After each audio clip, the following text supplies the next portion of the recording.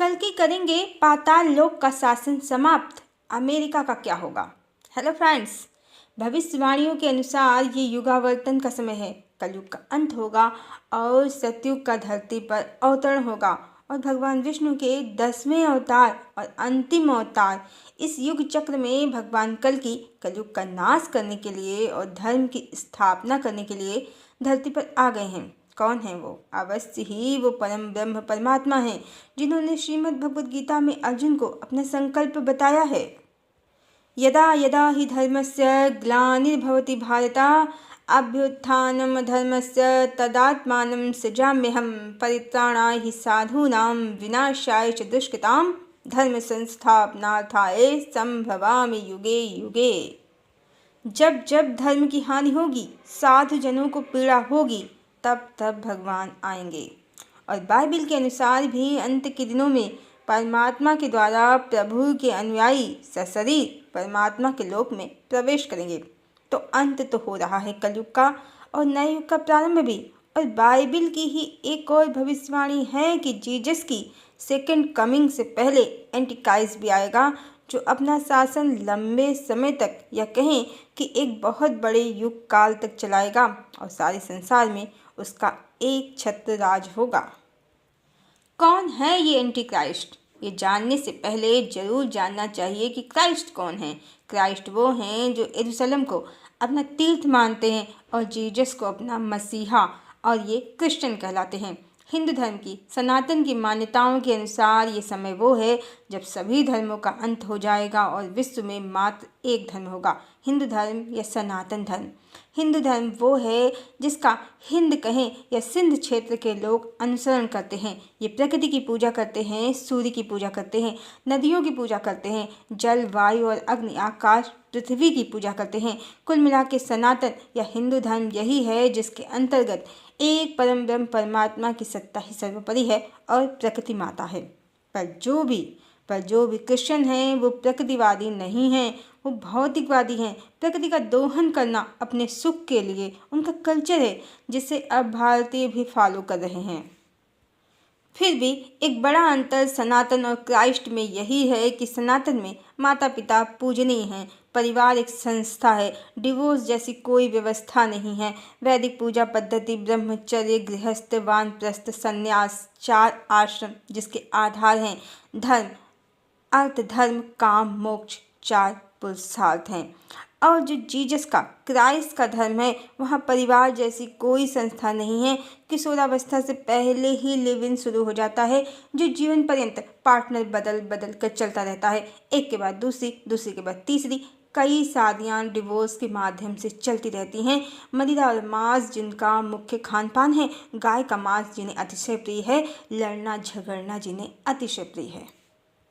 और सनातन की मान्यताओं के अनुसार ये सब अधर्म के लक्षण हैं, और जब भगवान आते हैं धरा पर, उनके द्वारा अधर्म का नाश ही किया जाता है, जिसके बाद ही धरा पर धर्म की स्थापना संभव हो पाती है। साधु जनों की रक्षा करने के लिए गाय, धरा और साधु जनों के लिए ही तो भगवान धरा पर आते हैं।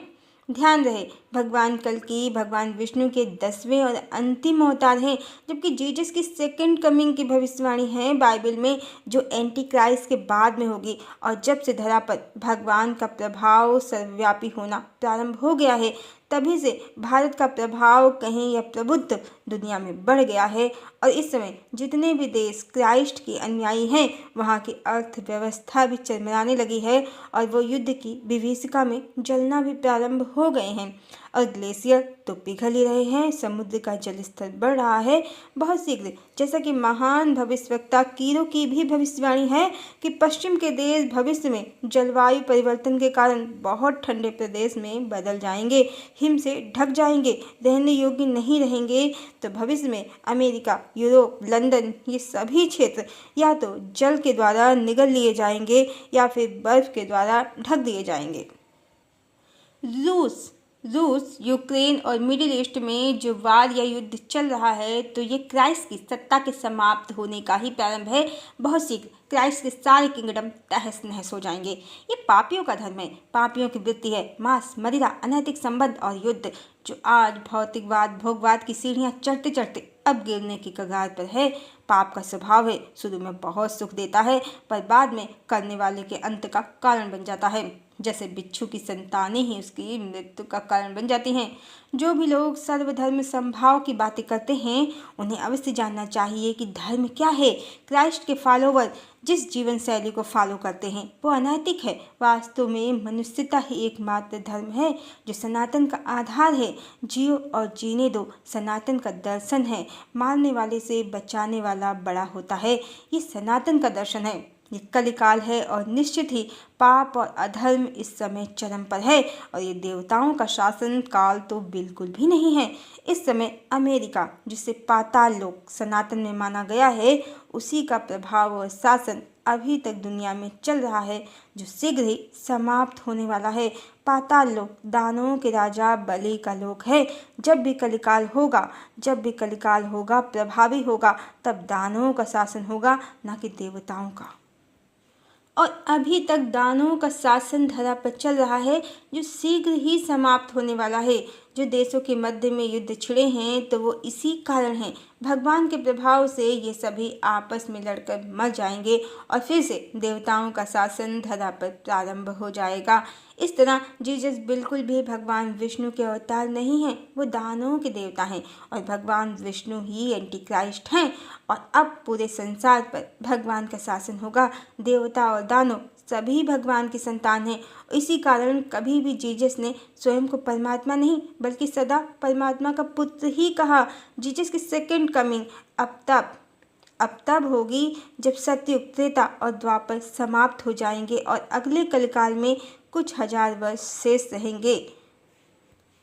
तब तक एक छत्र भगवान का ही राज होगा धरा पर। दानव अवश्य होंगे पर वो उत्पात मचाने की संख्या और प्रभाव में तब तक नहीं आ पाएंगे जब तक अगले कलिकाल के अंत के कुछ हजार वर्ष शेष रहेंगे, जैसा इस समय चल रहा है। जीसस को उनके विरोधियों ने सूली पर लटका दिया पर हमारे भगवान विष्णु जब भी धरा पर आते हैं तो वो अपराजय होते हैं। वो स्वयं को कभी परमात्मा का पुत्र नहीं कहते हैं, वो स्वयं को परम ब्रह्म परमात्मा ही बताते हैं। चाहे श्रीमद् भगवद गीता से जाने या श्री रामचरितमानस से जाने। राम नहीं नर भूपाला भुवनेश्वर कालह करकाला ब्रह्म अनामय अज भगवंता व्यापक अजित अनादि अनंता। ये गोस्वामी तुलसीदास जी ने भगवान राम के विषय में लिखा है। और अब संसार में परमात्मा के पुत्र का नहीं स्वयं परमात्मा का शासन लागू होगा और प्रेम, न्याय, सत्य, करुणा, धर्म संपूर्ण धरा में पुनः स्थापित होंगे। और कल की माया और नाग और दानवों के शासन, उनके काली ऊर्जा का माया जाल इतना प्रभावी रहा है कि इसने हिंदू धर्म को भी नहीं छोड़ा। इसी कारण कलिकाल में भगवान श्री कृष्ण के साथ जो दो स्त्रियां श्री देवी और भूदेवी का अवतार बताकर पूजी गईं, उनमें से एक पाताल लोक की कन्या अहिरावण की पत्नी चंद्रसेना का पुनर्जन्म थी सत्यभामा और दूसरी रुक्मिणी। वो कौन सी नकारात्मक ऊर्जा है, इस पर पहले भी वीडियो बनाए हैं। वीडियो के लिंक डिस्क्रिप्शन बॉक्स में डाल दिए हैं। पूरे कलिकाल में आदिशक्ति को, देवी राधा को कल्पना या भक्त या चैत्रहीन बताया गया कलयुगी विद्वानों के द्वारा और इन नकारात्मक नाग और दानव ऊर्जाओं को भगवान की पत्नी की संज्ञा दे दी गई, जिसने सनातन के सिद्धांत का, ओंकार स्वरूप परमात्मा के स्वरूप का तो बंटाधार किया ही, श्री कृष्ण की छवि को भी धूमिल कर दिया और समाज को पतित कर दिया। पर अब भगवान आ गए हैं धरा पर और उनकी ऊर्जा से सभी नकारात्मक ऊर्जाओं का तो नाश होगा ही। भगवान का ओंकार स्वरूप भी पुनः स्थापित होगा और भगवती आदिशक्ति देवी लक्ष्मी की महिमा पुनः स्थापित होगी, पुनः प्रतिष्ठित होगी और समस्त संसार में फिर से लक्ष्मी नारायण का शासन स्थापित होगा। अमेरिका कहें या पाताल लोक से सत्ता और प्रभाव दोनों ही भगवान के द्वारा छीन लिए जाएंगे और फिर से भारत का, ऋषि मुनियों का, देवताओं का, संतों का दुनिया में एक छत्र राज होगा। हरिओम।